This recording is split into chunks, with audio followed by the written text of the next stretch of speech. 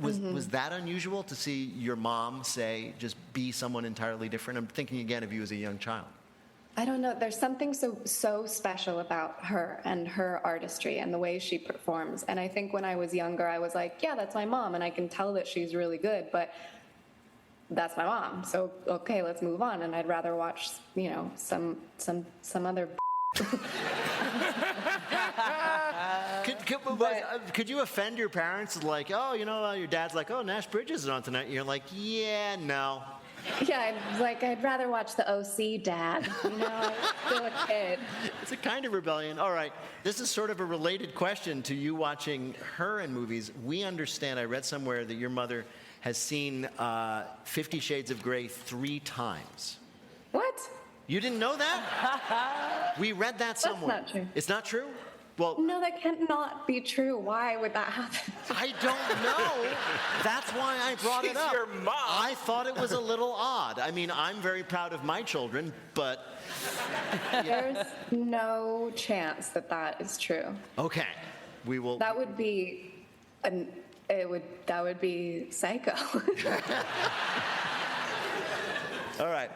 So 50 Shades was your first, enormous hit. Did your family have any advice about becoming a huge star? My grandmother, she was like, you're going to get asked a lot of questions, and sometimes someone will ask you a question, but you don't always have to answer just because somebody asked. Right. And I was like, oh, okay, so I'll just be quiet. And I remember having these really uncomfortable moments where I didn't want to answer a question, so I'd say absolutely nothing. Not a word, and the person thought that I was malfunctioning or having something. Yeah, that's not allowed. You're supposed to blather mindlessly. Don't you know the rules? Yeah, or you're supposed to say some really clever response that answers but doesn't answer, and then tells the person that you're not answering the question and to move on or get out. And you just sat and stared at them in silent judgment. Yeah, I was just like, well, she said to not say anything if I didn't want to say anything, so I'm not going to say anything. I'm also guessing that the junkets for the 50 Shades movies had more than the usual share of questions that you don't want to answer, right? Yes, especially in certain countries. Germany was weird. Yeah, I bet. Can you tell us more, Fräulein, about that? Nine. Real, of all the countries, Germany was the weirdest? I would like to show you a video and get your reaction to it. Yeah. I made it myself. Scary. I had not seen the movie, I'm going to confess, so I watched it this week. Oh. And are you okay? I'm fine. I'm okay. One of the many things amazing is I have never seen a movie with better production design in my life. It's so, put aside the sex. That cannot be true. No, really?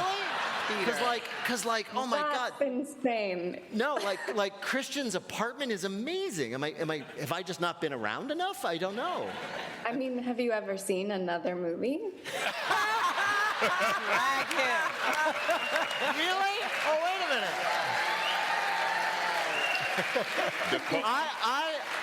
Dakota, can I say I think you're prepared for any question? Yeah, I know. Wait a minute. And if I understand correctly, I'm just supposed to stare at you in silence now. All right. Well, Dakota Johnson, it is an absolute pleasure to talk to you. We have invited you here to play a game, and we are calling this game... Welcome to the Dakotas, Dakota. Oh, God. We assume you were named... Yes! Yes!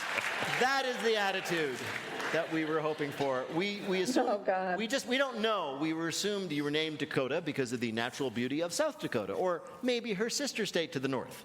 So we're going to ask you 3 questions about these other Dakotas. Answer 2 out of 3 correctly, you'll win our prize, the voice of anyone you might choose in your voicemail. All right, Bill, who is Dakota Johnson playing for? Andrew Scott of Detroit, Michigan. All right, here's your first question. Mitchell, South Dakota, as I'm sure you know, home of the world's only Corn Palace, right? Famous Corn Palace. The Corn Palace which is not a palace made of corn, it's just called the Corn Palace, is such a beloved institution that which of these things really happened in 2004? A, when it caught fire, patrons in a nearby bar ran out and extinguished the flames with their beers. B, in 2004, it got a grant from the Department of Homeland Security to protect it from terrorists. Or C, the only question in the interview segment of that year's Miss South Dakota pageant was, why do you love the Corn Palace?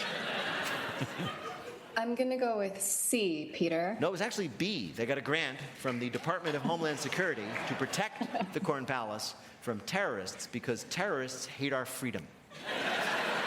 All right. All right. So maybe you've gone to Mitchell, you've seen the Corn Palace, you're looking for another fabulous tourist attraction in South Dakota. Well, you could go to which of these? A, the world's largest ball of dryer lint in Aberdeen, South Dakota.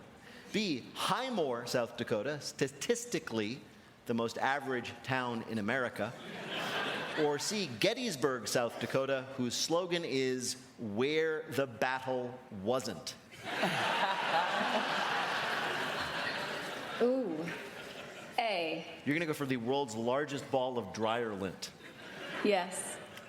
I'm afraid it was C. It was Gettysburg, South Dakota. Yeah, I know. I'm sorry. Damn. You could. I'm just going to say you could win it all. We're just going to make it all or nothing with this last question. Yeah. All or nothing. Changing the rules. I don't care. Could we make it so that if I lost 2 out of 3, then I win? Yes. Mathematically, that's the same thing at this point. Exactly. That's what I'm saying. Sorry. North Dakota, of course, doesn't want to cede all the glory to its neighbor to the south. So which of these was a way that North Dakota once promoted its own highlights to the world? A contest that offered $1 million to anyone who could shake the hands of every resident of North Dakota. B, a video game where in North Dakota is Carmen Sandiego. Or C, a government-produced romance novel in which a career woman from the big city finds love in the arms of a roofing contractor in Minot.